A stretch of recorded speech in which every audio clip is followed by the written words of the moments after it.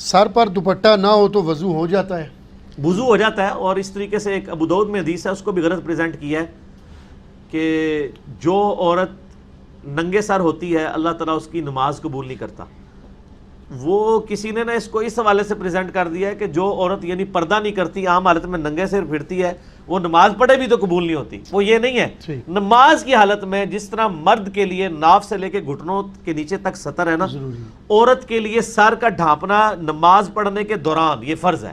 ویسے تو الگ سے بھی ہے، لیکن یہ مطلب نہیں ہے کہ جو الگ سے ننگے سر پھرتی ہے اور وہ جب دوپٹہ بھی پہن لے تب بھی اس کی نماز قبول نہیں ہوگی، ایسا نہیں ہے۔ تو اس طریقے سے یہ اکثر اذان ہوتی ہے تو وہ عورتیں جو ہے دوپٹہ لے لیتی ہیں، یہ ساری ٹریڈیشنل چیزیں ہیں۔ اگر کوئی کرتا ہے بہت اچھی بات ہے، ہم تو اسے کوئی بدعت نہیں کہتے ہیں، لیکن اس کو اس طریقے سے نہ کوئی سمجھے کہ یہ واجب ہے، یہ فرض ہے۔ ٹھیک ہو گیا؟ ٹھیک، جزاک اللہ۔ علی بھی اگلا سوال ہے، کیا بغیر دوپٹہ کے وضو ہو جاتا ہے جبکہ گھر میں کوئی نامحرم بھی موجود نہیں ہے؟ اسی طرح دوپٹہ کے بغیر درود شریف اور ذکر اللہ کرنا جائز ہے یا کہ ناجائز؟ یہ بڑا کریٹیکل سوال ہے، یہ عوامی سوال ہے۔ بلکہ میں آپ کو بتاؤں، اگلے دن ایک پوسٹ لگی ہوئی تھی، مجھے کسی نے دکھائی، اس میں لکھا ہوا تھا کہ جو عورت دوپٹہ نہیں لیتی اللہ تعالیٰ اس کی نماز ہی قبول نہیں کرتا، اور اس کے نیچے انہوں نے رزلٹ نکالا تھا کہ جو عورتیں بے پردہ ہیں نا، ان کی وہ نماز پڑھ بھی لیں تو قبول نہیں ہوتی۔ دیکھو کتنا غلط رزلٹ نکالا ہے، حالانکہ وہ اس کا مطلب یہ نہیں ہے حدیث کا، وہ حدیث آپ کو 70 والے چیپٹر میں ملے گی کہ نماز کے دوران جو ننگے سر عورت نماز پڑھے اس کی نماز نہیں ہوتی۔ یہ نہیں ہے کہ ایک عام عورت ہے اور بے پردہ ہے اور وہ نماز میں پردہ کر کے نماز پڑھتی ہے تو چونکہ وہ باہر بے پردگی کر رہی ہے تو اس کی نماز نہیں ہوگی۔ ہاں بالغ، ظاہر ہے بالغ عورت کی بات ہو رہی ہے نا، نماز تو فرض اسی پہ نا، نابالغ کے اوپر تو کوئی نہیں ہے، نابالغ تو بغیر وضو کے بھی کوئی بچہ پڑھ لیتا ہے، اس پہ تو کوئی فتویٰ نہیں ہے، صرف ترغیب دلائی جائے گی۔ تو کوئی بالغ عورت جو ہے وہ اگر بغیر دوپٹے کے نماز پڑھتی ہے، اور دوپٹہ بھی ایسا ہونا چاہیے جس دوپٹے میں سے بالوں کی چمک بار دکھائی نہ دے، یعنی اتنا موٹا دوپٹہ یا حجاب ہونا چاہیے، تو اس سے کور کریں تو نماز پڑھی جائے۔ باقی رہا کہ کسی گھر میں کوئی نامحرم نہیں ہے، یا گھر میں نامحرم تو ہے لیکن اس کے سامنے آمنا سامنا نہیں ہونا، آپ دوسرے پورشن میں ہیں، اور کوئی شخص اس وقت کوئی عورت جو ہے وہ اس طریقے سے بال کھول کے وضو کر لیتی ہے تو کوئی حرج نہیں ہے، وضو کا پروٹوکول تو نہیں ہے، یہ تو نماز کے ساتھ ریلیٹڈ ہے۔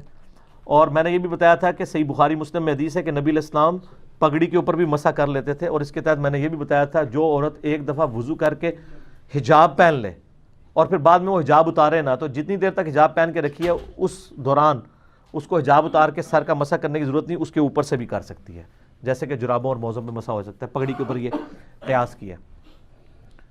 لیکن اگر کوئی نامحرم ہے تو پھر تو ظاہر ہے وہ آپ کو پردے کا اہتمام کرنا چاہیے، اس میں تو پھر بہتر یہ ہے کہ واش روم کے اندر بھی ایک بیسن ہونا چاہیے جہاں پہ لوگ وضو کر کے عورتیں باہر نکلیں اہتمام کر کے۔ تو باقی یہ کہنا کہ جی جو عورت اپنے گھر میں بھی ننگے سر بیٹھی ہے اس کو شیطان دیکھتا ہے، غلط ہے، یہ پاسبل نہیں ہے، اتنی بڑی آپ یعنی بلیم نہ لگائیں، دین کے اندر خود سے چیزیں انجیکٹ نہ کریں، حتیٰ کہ اذان شروع ہوتی ہے تو ہماری عورتیں جو وہ دوپٹے تلاش کر رہی ہوتی ہیں۔ اذان کا جواب دینے کے لیے دوپٹہ اوڑھنا ضروری نہیں ہے، دوپٹہ پروٹوکول ہے نماز کا، یا غیر محرم کے سامنے آنے کا آپ نے حجاب کرنا ہے۔ اکیلے بیٹھے ہیں، آپ کی فرینکنس سے لائف گزاریں، کیوں اپنے آپ کو مطلب مصیبت میں ڈالتے ہیں؟ رہا یہ چکر کے جی دوپٹہ ذکر کے لیے ضروری ہے یا دروشی پڑھنے کے لیے، سر دوپٹہ تو بہت چھوٹی چیز ہے، اگر کوئی شخص بغیر وضو کے بیٹھا ہے وہ بھی اللہ کا ذکر اور دروشی کر سکتا ہے، اور یہ بھی چھوٹی چیز ہے۔ اگر کسی شخص کے اوپر غسل فرض ہے وہ بھی اللہ کا ذکر اور دروشی پڑھ سکتا ہے حالت جنابت میں۔ صحیح مسلم میں حدیث ہے، جنابت والے چیپٹر میں اما عائشہ سے پوچھا گیا کہ نبی علیہ السلام جو ہے وہ کیا اس حالت میں بھی اللہ کا ذکر کرتے تھے؟ انہوں نے کہا نبی علیہ السلام ہر حال میں اللہ کا ذکر کیا کرتے تھے، چاہے آپ جنبی بھی ہوں۔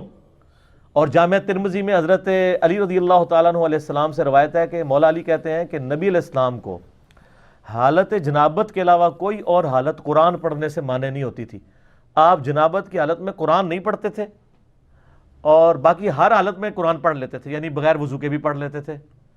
اور اس سے یہ بھی پتہ چلا کہ حالت جنابت میں صرف قرآن کی ممانعت ہے، باقی چیزوں کی ممانعت ہی کوئی نہیں ہے، کیونکہ انہوں نے قرآن کا ذکر کیا۔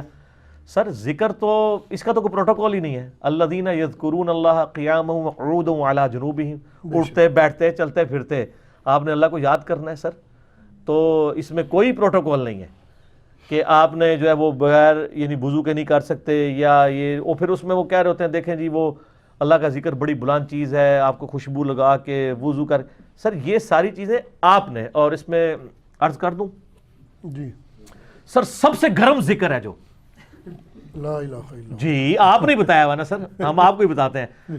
سب سے جلالی ذکر کون سا ہے؟ لا الہ الا انت سبحانک انی کنت من الظالمین. تو سر یہ کسی عطر فروش کی دکان پہ پڑا گیا تھا ذکر؟ کہاں پڑا گیا تھا؟ مچھلی کے پیٹ. مچھلی کے پیٹ میں خوشبو ہوتی ہے. نہیں. سب سے زیادہ تعفن, سب سے زیادہ بدبو کہاں ہوتی ہے؟ میدے. میں, وہیں سے نکلتی ہے نا. تو سر سب سے زیادہ گرم ذکر جس کو آپ اگربتیاں جلا جلا کے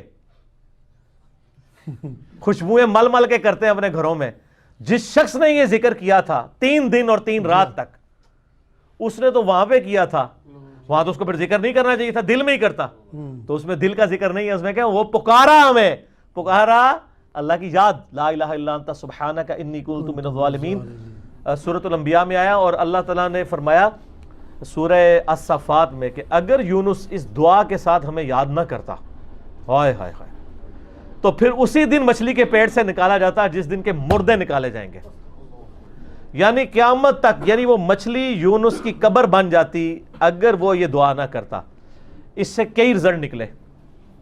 ایک تو رزلٹ یہ نکلا کہ یہ دعا اللہ کو اتنی محبوب ہے کہ وہ اللہ جس کا جلال اتنا ہے کہ وہ اپنے پیغمبر کو بھی کہہ رہا ہے کہ تو نے قیامت والے دن ہی نکلنا تھا, کہ مجھے اتنا غصہ ہے تیرے اوپر, گناہ کے اوپر نہیں, لغزش کے اوپر. وہ غصہ بھی ٹھنڈا ہو گیا. اس لیے میں کہتا ہوں سب سے بیسٹ استغفار جو آئے ہیں ان میں سے ایک لا الہ الا انت سبحانک انی کنت من الظالمین ہے. اور جامعہ ترمذی میں حدیث ہے, جو شخص بھی یونس کی دعا کے ساتھ اللہ کی طرف متوجہ ہوا, اللہ اسے محروم نہیں لوٹائے گا. یہ اسماء اعظم میں سے ہے. اور قرآن میں بھی ہے کذالک ننجی المؤمنین, مومنین کو بھی ہم نجات دیں گے جو یہ یونس کی طرح دعا مانگے گا. یہ تو قرآن میں بھی ذکر ہے. لا اچھا اس کے دیکھیں ترجمہ کتنا پیارا ہے, لا الہ الا انت, کوئی معبود نہیں سوائے تیرے, سبحانک, اللہ تو غلطیوں سے پاک ہے, انی کنت من الظالمین, میں تو انسان ہوں نا, غلطیاں کروں گا. یار اس سے بہتر انداز ہو سکتا ہے کوئی نہیں کہ یا اللہ تو غلطی اس لیے نہیں کرتا کہ تو پاک ہے, تو پاک تو صرف تو ہے, مخلوق تو اس لیول پہ پاک ہو نہیں سکتی. جی اس لیے ورنہ تو ہم مخلوق کو بھی سبحان پیغمبروں کے ساتھ بھی لگا رہے ہوتے. انسان جتنا بھی پرفیکٹ ہو پاک نہیں ہو سکتا. بے شک. انبیاء کو اللہ نے گناہوں سے پاک کیا ہے, لغزشیں ان سے بھی ہوئی ہیں. حضرت آدم علیہ السلام سے لغزش ہوئی ہے, نوح علیہ السلام نے کافر بیٹے کے لیے دعا کی ہے, موسیٰ علیہ السلام سے بندہ مر گیا, نبی علیہ السلام کی 4 لغزشیں قرآن میں ذکر ہوئی ہیں.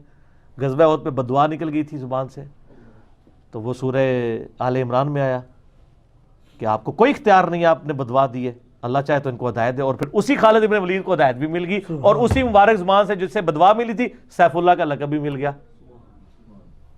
ٹھیک ہے, یہ سر اللہ کے اختیار ہے.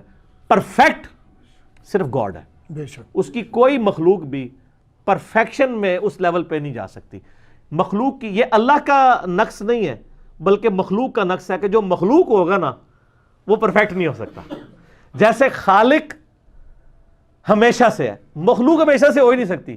بے شک. وہ کہتے ہیں نا, اکثر لوگ سوال کرتے ہیں کہ اللہ تعالیٰ اپنے ساتھ کا ایک اور خدا پیدا کر سکتا ہے. ہم کہتے ہیں یہ محال ہے, اس لیے کہ جو پیدا ہوگا وہ خدا ہوگا ہی نہیں. بے شک. جو پیدا ہو گیا تو خدا کون ہے؟ لم یلد ولم یولد. ٹھیک ہو گیا. تو ذکر بھی کریں سر, اللہ کو یاد کریں, جھوم جھوم کے ہر جگہ ذکر کریں. کوئی پروٹوکول نہیں, نہ وضو نہ غسل, ذکر کے لیے کوئی پروٹوکول نہیں ہے. جب مرضی ذکر کریں, اللہ کو یاد کریں. اور اس کے لیے کپڑے پہننا ہونا بھی ضروری نہیں ہے.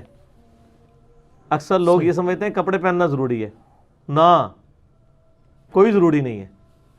بعض اوقات بندہ وضو کے لیے اندر چلا جاتا ہے, غسل کے لیے, یا غسل کرتے ہوئے تو لوگ بسم اللہ نہیں پڑھتے ہیں, کپڑے پہن کے پھر بسم اللہ پڑھتے ہیں. سر اللہ اور بندے کا کون سا پردہ ہے؟ ٹھیک ہے, آپ کر سکتے ہیں ذکر اللہ. یار اللہ تو قرآن میں فرماتا ہے سورہ نجم میں کہ میں تو تمہیں اس وقت سے جانتا ہوں جب تم ماں کے پیٹ میں ایک جنین تھے, تم نطفے تھے. تو مت کہو اپنے آپ کو پاکیزہ, وہ جانتا ہے کہ تم میں سے کون کتنا متقی ہے. ٹھیک ہے نا. تو اللہ سے میرا کون سا پردہ ہے؟ سر یہ ذکر اتنی بڑی دولت ہے کہ اسی لیے اللہ تعالیٰ قرآن پاک میں بھی فرماتا ہے نا کہ جب میدان جنگ میں تم ہو تو نماز خوف ادا کرو, اور پھر جب ریلیکس ہو پھر خوب اللہ کو یاد کرو. سبحان. اللہ کا جو ذکر ہے نا سر, یہ جس پروٹوکول جتنے یہ کمٹمنٹ سے ہو سکتا ہے نا, اور کوئی چیز نہیں ہو سکتی. اور وہ پھر دل سے نکلتی ہے وہ بات. یہ ذکر بہت بڑی نعمت ہے. بے شک.